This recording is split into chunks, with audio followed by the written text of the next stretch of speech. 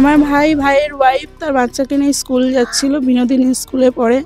ওখানটায় সিগনালে দাঁড়ানো ছিল, পেছন দিয়ে বাস এসে তাদের ধাক্কা মারে। ওখানে ভাইয়ের বউ স্পট ডেড হয়ে যায়, ভাইয়ের হাত ভেঙে যায়। এখন ওনাকে ট্রিটমেন্ট করানো হয়েছে অ্যাপেক্সে, অপারেশন করতে হবে, কিন্তু আমরা এই মুহূর্তে ওনাকে বাড়িতে নিয়ে এসে প্লাস্টার করে নিই। বাচ্চারা কেটে কুটে গেছে, সে একটা টমার মধ্যে আছে, খালি মাকে খুঁজছে। তাকে আমরা একটা পাশে বাড়ি বাচ্চার সাথে খেলতে পাঠানো হয়েছে, যাতে তার মাইন্ডটা ফ্রি থাকে, যেহেতু সে পুরোটা দেখেছে। আমি 7:45 নাগাদ জানতে পেরেছি, আমার বাড়িতে ফোন গেছে। তখন হয়েছিল 6:30 নাগাদ। আমরা তো এক পুলিশ অফিসারের সঙ্গে কথাবার্তা বলেছি, সে বলল যে এটা একটু মানে কেস হবে, তা ওর পুলিশ ধরে আনবে বলেছে, যে এরকম যে বাসটা ওকে করেছে তার জন্য কিছু শাস্তি হয় সেই ব্যবস্থা নেওয়া হবে, এরকম বলেছে। আমার সেই সময় ড্রাইভার পালিয়ে গেছিল।